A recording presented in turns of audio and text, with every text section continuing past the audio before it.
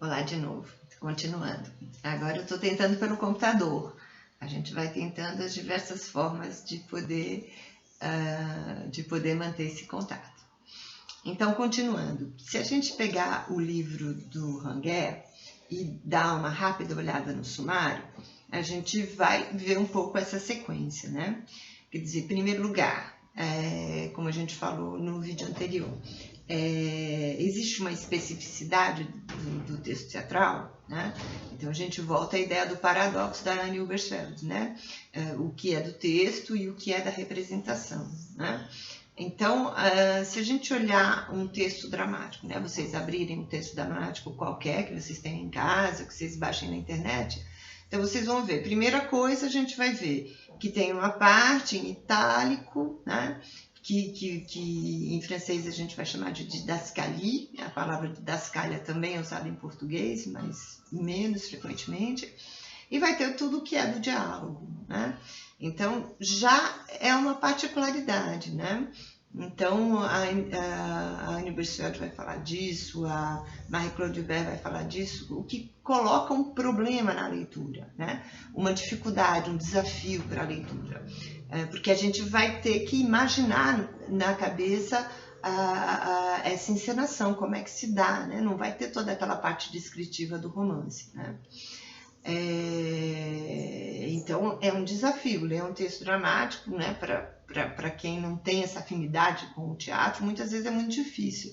É por isso que no grupo a gente propôs de ler em conjunto e ler em voz alta, né? Porque realmente aí você dá essa voz ao texto. E é por isso também que tem o coletivo de teatro na classe em cena, porque a gente tem essa possibilidade do ler em voz alta.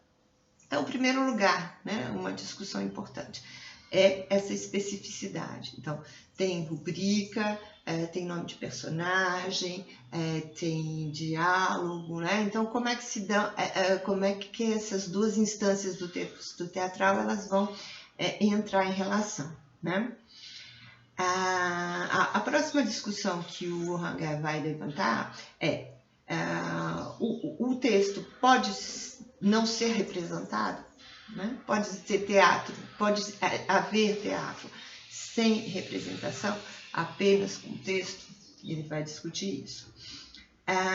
O teatro pode existir sem texto, né? E essa é uma outra discussão importante e que a gente pode desenvolver. Depois ele vai trazer algumas abordagens metodológicas para análise. Então a gente vai ver que há várias linhas também de possibilidades de abordagens para analisar o texto teatral. Então é sempre importante a gente ter em vista em que contexto a gente está. Então nós, por exemplo, nós estamos num programa de pós-graduação em literatura. A gente acha importante trabalhar o devir cênico, né, a encenação da peça, mas no âmbito do nosso trabalho a gente lida mais com a questão textual, né? E nesse aspecto, tanto o Ranger quanto o próprio Sarrazak, eles vão usar um campo teórico que quem já fez a disciplina de análise e produção de texto comigo deve estar lembrado. Ele vai usar um pouco o campo teórico da teoria da enunciação, né? E que tem a sua origem lá em Bakhtin, não vou voltar tanto, mas essa ideia de alguns princípios da teoria da enunciação. Então, ele vai começar lá no capítulo 4, né? Ele vai desenvolver essa teoria, que é uma teoria que eu também adoto dentro das minhas análises, né? Então, eu acho que é uma coisa que é bom retomar também. E aí, depois ele começa a desenvolver quais são os elementos que a gente vai analisar no texto teatral, né? Se a gente lembrar lá do Bakhtin, né, a gente vai lembrar daqueles 3 elementos, né? Quem foi meu aluno em análise e produção de texto deve lembrar: temática, estrutura composicional e estilo, né? A temática está fácil, a gente pode descrever a temática de uma peça de teatro. Muitas vezes, né, os meus orientantes me perguntam: ah, mas Glória, eu preciso falar da temática. Em algumas análises de peças é importante. Se a gente trabalhar com Romeu e Julieta de Shakespeare, talvez não seja tão importante, porque as pessoas já conhecem. Mas se a gente trabalha com um dramaturgo contemporâneo que não é muito conhecido, vai ser importante. E isso a gente vai chamar de fábula, né? Qual é a fábula da peça teatral? Né? O Ranguer vai usar essa terminologia e os autores teóricos de teatro vão usar essa terminologia. Né? No romance a gente vai falar mais de enredo, intriga. No texto teatral a gente vai chamar de fábula. Como é que essa peça é organizada? Né? Organização composicional.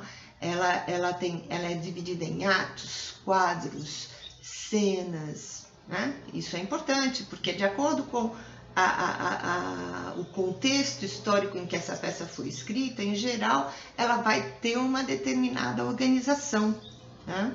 Essa peça de teatro.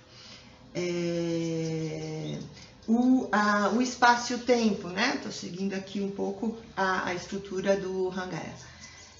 O espaço e o tempo, né, dessa peça. O personagem, né?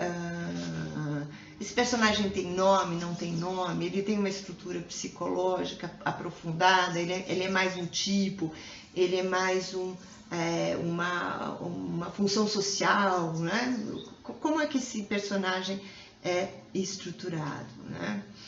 E o que nos interessa particularmente, qual é a poética desse texto, né? Que a gente pode pensar um pouco no que o Bakhtin vai chamar de estilo, né? Hoje a gente chamaria de poética, né? O Sarrazak vai chamar de poética. Qual é a poética, né? Como é que esse autor lida e trabalha com a linguagem, né? E isso vai ser um elemento importante de análise, tá? Então, assim, alguns elementos para vocês irem pensando. Eu vou ver se eu consigo fazer mais vídeos. Esses aqui foram bem basiquinhos, né? Mas é para a gente começar a discutir. Para quem ainda não tem uma base e está começando a trabalhar, é importante que a gente busque as teorias e busque refletir e construir juntos aí, enquanto à distância, enquanto a gente não pode se encontrar presencialmente. Espero que vocês estejam se cuidando e que cuidando de vocês, dos outros, e que a gente vença aí essa batalha, tá bom? Beijo para vocês.